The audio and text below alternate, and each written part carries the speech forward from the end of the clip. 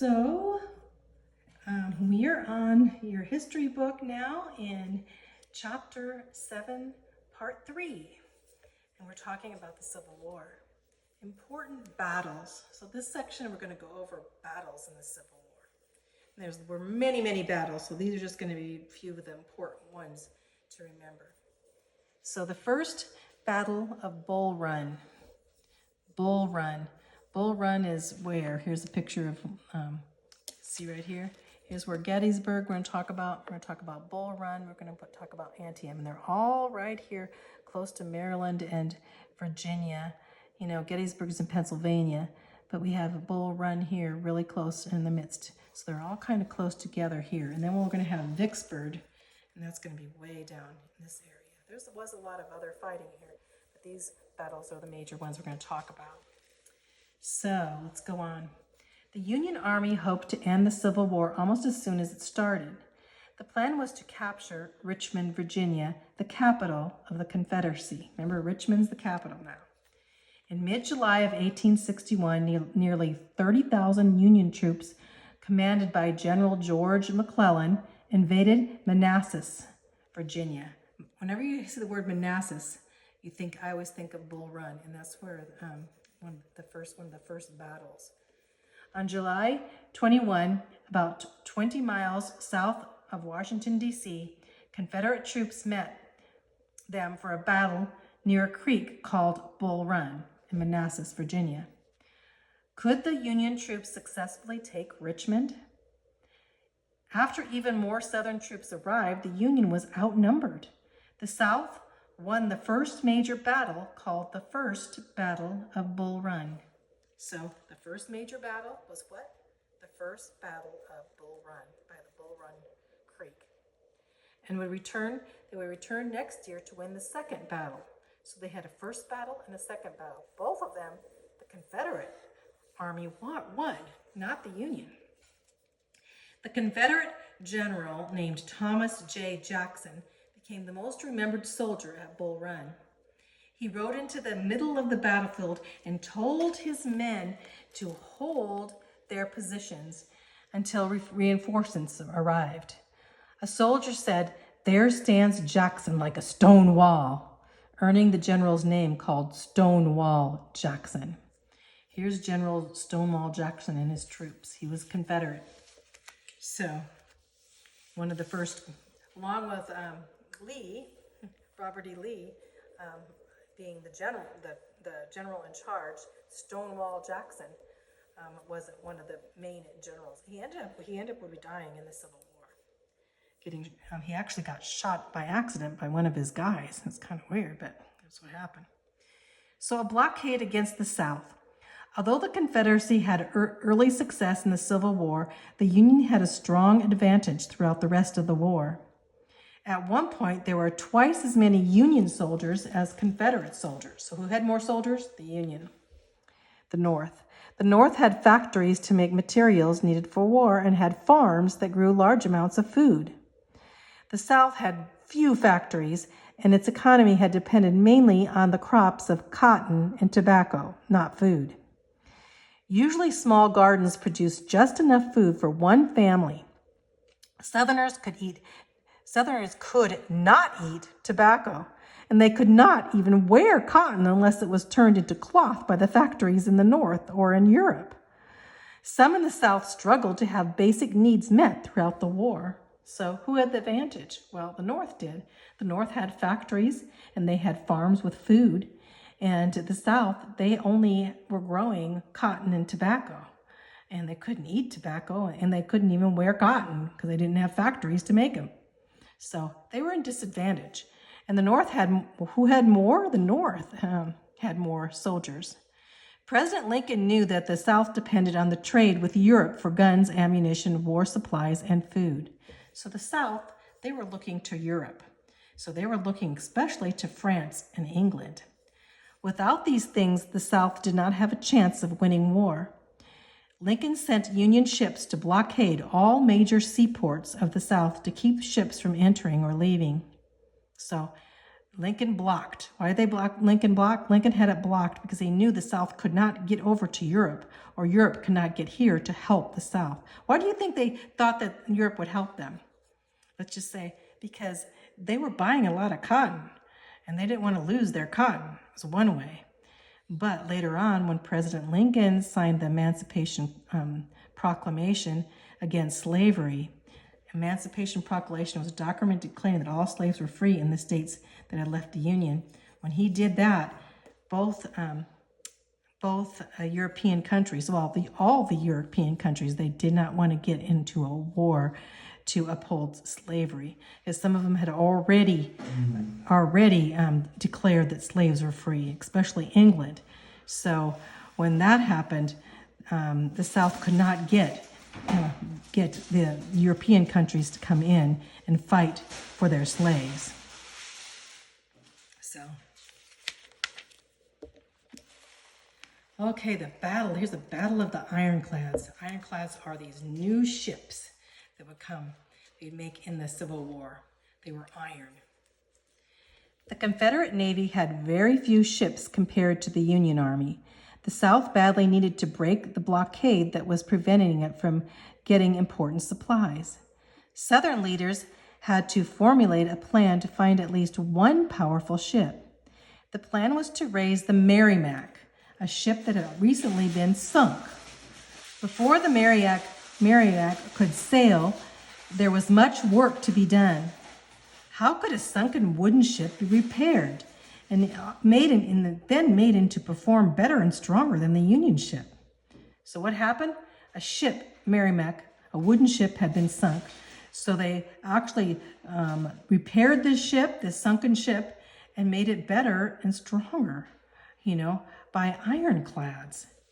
To create an ironclad ship, the Confederate covered the Merrimac with thick iron plates. Merrimac was covered with thick iron plates. They hoped that cannonballs and gun shells would simply bounce off, which they did in a lot of cases. So guns were fitted on each side of the ship. A sharp rod of iron was attached to the front, which would allow the Merrimac to ram into the sides of the Union ships. An ironclad ship would easily destroy wooden ones without receiving any harm from itself. The Merrimac's first battle was a great success. Within a short time, she destroyed two of the Union's best ships. However, the South did not know that the Union was also building its own ironclad ship called the Monitor. The Merrimac and the Monitor soon met in battle. What a strange-looking battle that must have been. People have described the Merrimac as looking like an upside-down bathtub, and the Monitor as looking like a rectangular box on a raft. The ironclad ships were matched.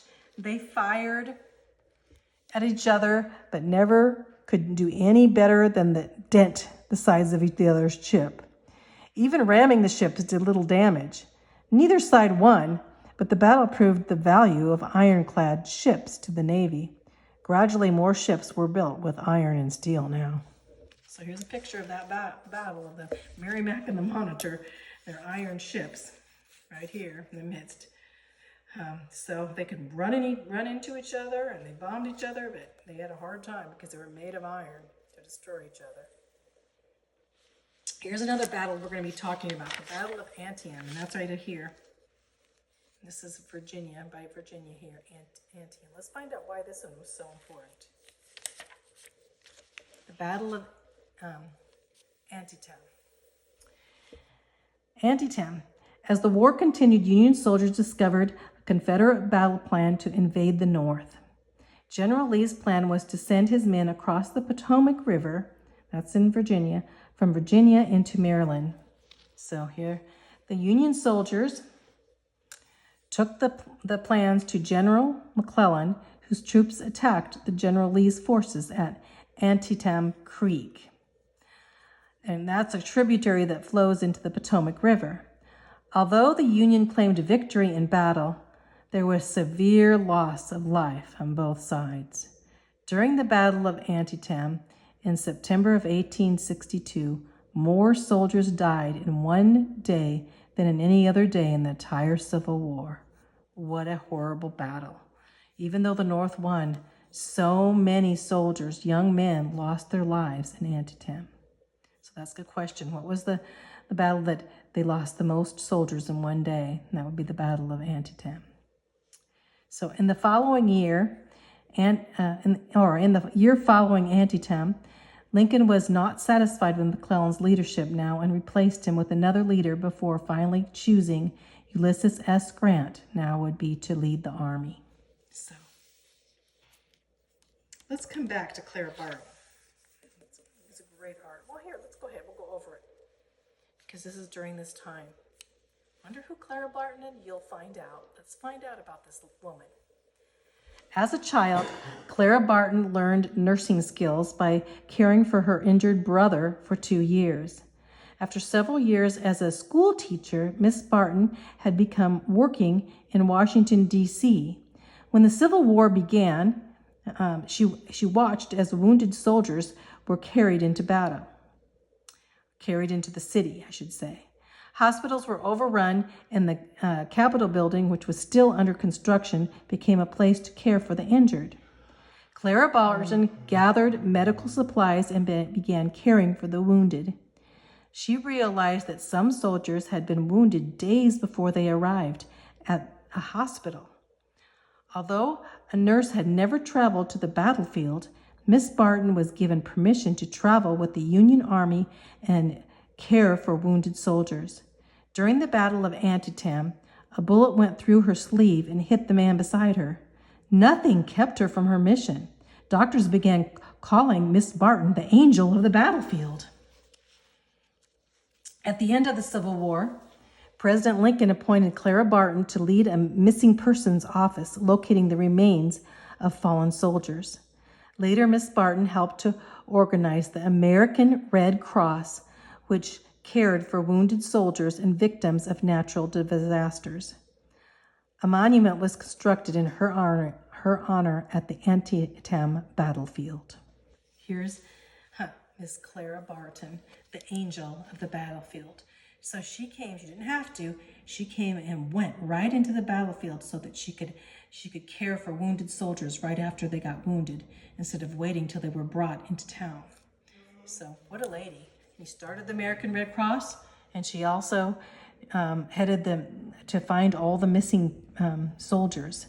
So she had a missing persons list and to locate where these soldiers were. So amazing heroine in the Civil War. Emancipation Proclamation, one of the most important proclamations in the history of the world, history of America especially, by Abraham Lincoln. On January 1st, 1863, as battles continued, President Lincoln issued a very important document called the Emancipation Proclamation. It declared the freedom of all slaves in the states that had left the Union. The Union Army, which had been fighting to keep the United States together, now had another purpose: to free people from slavery. Some southern slave states escaped and joined the Union Army. By the end of the Civil War, over 170,000 black soldiers had fought for the Union Army. So some of the slaves, they went to fight now. They knew. Now this Emancipation Proclamation declared slavery illegal in all the states that left the Union. It still wasn't really illegal in the North, but the North already disagreed with slavery. So, and some of the border states weren't really sure. So Lincoln's idea now was to declare declare all slaves free so that they could fight in the Union, for one thing. And the other thing was that now the whole world would look on America and realize that this war was about now not just about, states succeeding from the Union, but now it was about the issue of slavery. The Battle of Gettysburg.